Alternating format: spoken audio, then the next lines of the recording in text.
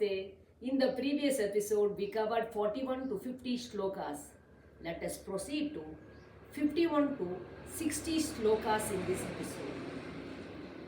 Shri Gurubhyo Namaha Harihi Om.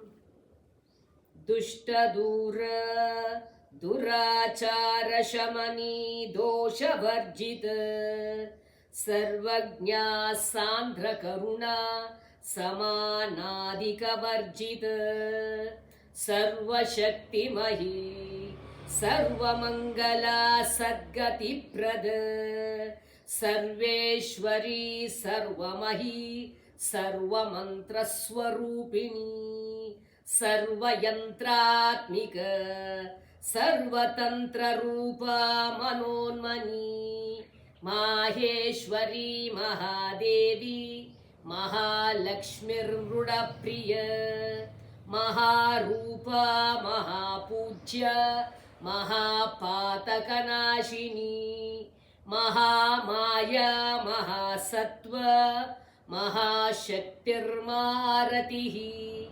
Mahabhoga Mahaishwarya Mahavirya Mahabala Mahabuddhir Mahasiddhir Mahayogeshwareshwari Mahatantra Mahamantra Mahayantra Mahasana Mahayagakramaradya Mahabhairava Pujita Maheshwara Mahakalpa Mahatandava Sakshini Mahakamesha Mahishi Mahatripura Sundari Chatushrashtyupacharadya Chatushrashti Kalamahi Mahachatustrashti Koti Yogini Ganasevita Manuvidya Chandravidya Chandramandala Madhyaga